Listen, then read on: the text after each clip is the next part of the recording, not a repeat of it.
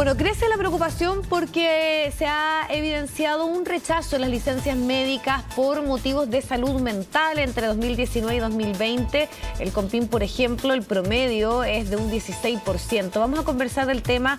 Tenemos contacto a esta hora con el director del Centro del Ánimo y la Ansiedad, Raúl Sánchez. ¿Qué tal? ¿Cómo está? Muchas gracias por atender nuestro llamado. Muy bien, Iriana, y buenos días para ti también y para todo tu programa. Gracias, doctora. Estaba revisando y las cifras que tenemos de lo que va de este 2022, en estos 4 meses prácticamente, es que la cifra ha ido subiendo. Estamos en un 16,7% de rechazo en torno a las licencias psiquiátricas o relacionadas con la salud mental. Entonces, no sé qué antecedentes tiene en torno a las razones, por qué efectivamente hay un número igual que es llamativo en torno a los rechazos. Primeramente, puede ser muy bueno que entendamos que Chile posee un porcentaje, lamentablemente, de patologías de salud mental elevado por sobre otros países, por ejemplo, de la OCDE. Por lo tanto, no es extraño que cerca de un 28% de las licencias emitidas en Chile sean por razón de salud mental. 28. Y como tú señalabas también, Liliana, por supuesto, es que, claro, tenemos un porcentaje de rechazo a salud mental que la verdad es que es llamativo. Y es llamativo primero por el porcentaje que tiene, es alto, pero también tenemos que entender que ocurren algunos factores que pueden explicar esto. Primeramente, hay una situación en Chile que la salud mental todavía tiene un estigma social negativo. De alguna forma, entonces, igual hay una suerte como sensación de las personas de que las patologías de salud mental se esconden o justamente, ¿cierto?, cuando ya son extremadamente graves se pueden realmente ya comunicar o publicar. En segundo término está el hecho de que los cuadros de salud mental, a diferencia de las otras patologías, no existen verdaderamente métodos diagnósticos que puedan permitir mostrarlos plenamente a, por ejemplo, otros actores como son la CISAPRE o el FONASA. Por ejemplo, no hay radiografías, no hay imágenes cerebrales, no hay exámenes de laboratorio que puedan dar cuenta que la persona está genuinamente, por ejemplo, con un trastorno de pánico, con una depresión mayor, con un trastorno bipolar, a modo de ejemplo. Es bien importante ese punto que usted plantea. Claro, cuando hay enfermedades hay un respaldo que se debe hacer, ya sea al COMPIN o a la ISAPRE, de exámenes. Pero también otro punto que usted plantea es lo del estigma social. Y quería preguntarle cuánto influye también eso en los empleadores, en tal vez las relaciones laborales, donde todavía está esa carga o ese punto, ese cuestionamiento que muchas veces existe cuando se presenta una licencia de estas características.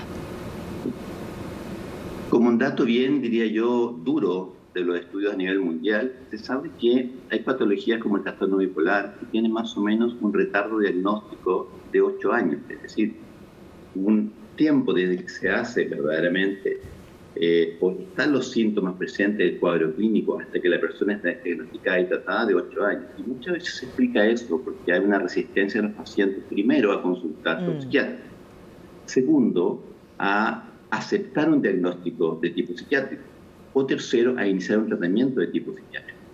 Y esto, llevado por los pacientes mismos, también se pudiera dar en la percepción de los empleadores, como ejemplo, de que las licencias psiquiátricas podrían ser muy extensas, muy duraderas. De hecho, efectivamente, probablemente el promedio de licencias psiquiátricas tiene el orden de los 17 a 18 días de duración. Y por otra parte, que no sean demostrables con alguna patología podría también llevar aparejado el temor de las personas que en realidad pudiera ser algo fraudulento. No es una licencia real o que podría inclusive estar haciendo más bien una suerte de manejo de un conflicto, por ejemplo, laboral, más que plenamente una enfermedad de salud mental. Doctor, otro aspecto que siempre está asociado a la discusión en torno a la salud mental en nuestro país es lo caro de los tratamientos y lo que muchas veces debe ser incorporado hasta como un tema permanente. ¿Cuánto influye también eso en lo que usted decía, que los diagnósticos son tardíos, que puede haber resistencia ya sea de quienes tienen que pagar esas licencias y de la importancia y la claridad que la gente tenga de que los tratamientos tienen que ser permanentes, continuos y también lo caro, ¿no? Que es otra de las problemáticas principales que hay en eso. Sí, es un tema bien relevante porque la verdad la salud mental en Chile es cara. Y ocurren varios factores, pero uno es que efectivamente las prestaciones de salud llevadas a los sistemas privados son caras. Los psiquiatras que, por ejemplo, atienden por FONASA en nuestro país es un número muy reducido. Y los psiquiatras que están disponibles, o los psicólogos, o los terapeutas ocupacionales de los sistemas públicos, son también muy reducidos. Por lo tanto, las opciones de que las personas pueden tener un tratamiento a tiempo y adecuado en calidad se ve lamentablemente muy reducido. Ahí se abre una brecha que es distinta y tiene que ver ahora con el tema de nuestra salud como país, como Estado.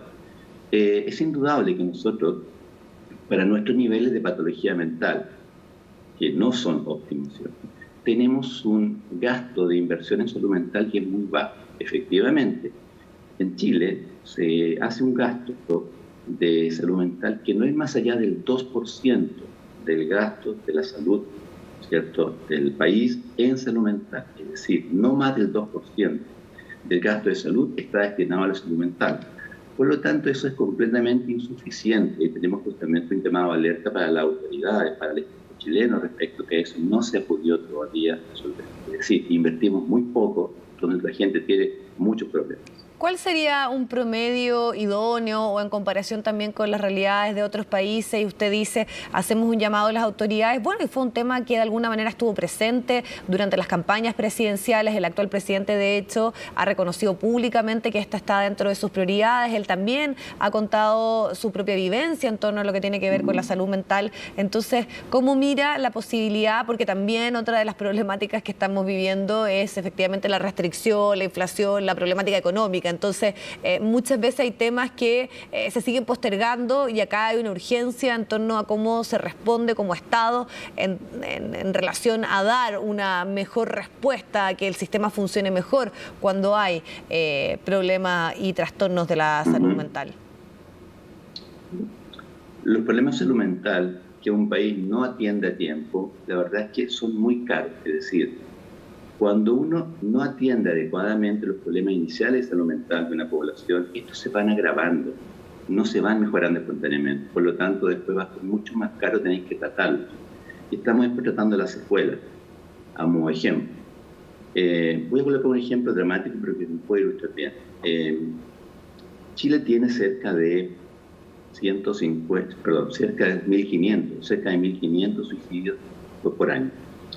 Estamos hablando de uno de los aspectos más graves de la salud mental, que es donde la persona decide poner fin a su vida. Esos 1.500 suicidios por año en nuestro país, ¿cierto?, tenemos que entender que por cada suicidio consumado hay 20 intentos de suicidio. Es decir, si uno comenzara a tratar entonces estos intentos de suicidio, por supuesto que tendría entonces menos suicidios. Si uno comenzara a tratar ahora los primeros cuadros clínicos depresivos o de otros cuadros de enfermedades, podría tener menos intentos de suicidio. Es decir, indudablemente que estamos llegando a tratar. De ahí que entonces es necesario que nos anticipemos en el tratamiento de las personas desde el inicio, desde el comienzo, para no tener después que pagar tanto. Otro ejemplo, es posible que muchos elementos de la violencia, que podemos ver inclusive a nivel, ¿cierto?, de los gremios, de los estudiantes, pueden tener también que ver con una tardía intervención a nivel también de la salud mental, a nivel de los colegios, por ejemplo, a nivel de los municipios, a nivel francamente de las personas y las familias que están requiriendo. Entonces pareciera que sí es prioritario que mejoremos la inversión en la salud mental de nuestro país, dado que tenemos problemas reales y la gente en verdad necesita atender eso, porque nos estamos dando como Estado una solución francamente integral y real a ese problema.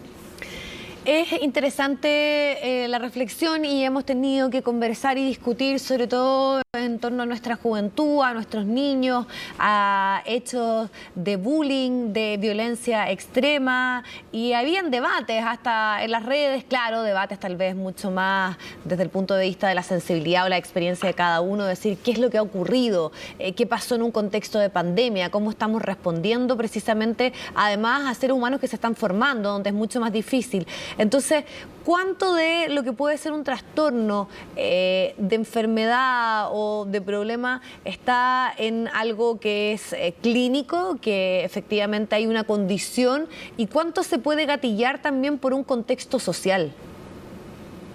Sí, bueno, la pregunta es muy buena y muy compleja, pero indudablemente que, claro, Por una parte está la realidad de las personas que efectivamente sí tienen un problema de salud mental, que es un problema relevante, y que frente a foco de estrés y los factores a nivel ambiental o social de un país, por supuesto, generan más estrés, puede también desencadenar más deterioro, más cuadros depresivos, por ejemplo, más trastornos de ansiedad, más suicidalidad, etc.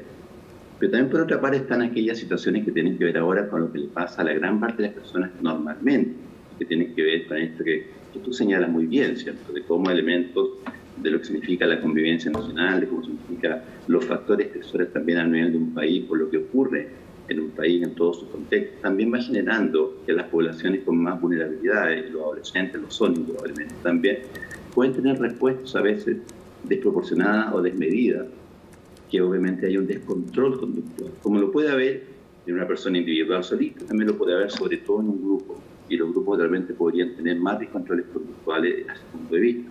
Entonces, indudablemente, sea por patologías graves, o sea por conductas socialmente que pueden estar desviándose de lo que sería la convivencia más sana dentro de un país, por supuesto que sí la salud mental tiene un lugar importante, sea con ese paciente en particular, o sea con los grandes grupos a nivel justamente de lo que significa los sistemas escolares y los sistemas de tipo, por supuesto, municipalizados, gremiales y las familias en sí mismas. Las familias en sí mismas es el motor fundamental por el cual finalmente podemos tener mejor salud mental. Sí, más allá de las causas, de lo que usted plantea, de la complejidad que puede haber detrás, lo importante es reaccionar y tomar definiciones como país pensando en la baja inversión, sobre todo los tratamientos, que sabemos que es fundamental para poder avanzar en el tema. Muchísimas gracias, doctor, por su tiempo y la conversación. Que esté muy bien. Muchas gracias a ustedes, que tengan buenos días. Nos vamos a la pausa, 10 de la mañana, 30 minutos, hacemos un alto y pronto volvemos con más.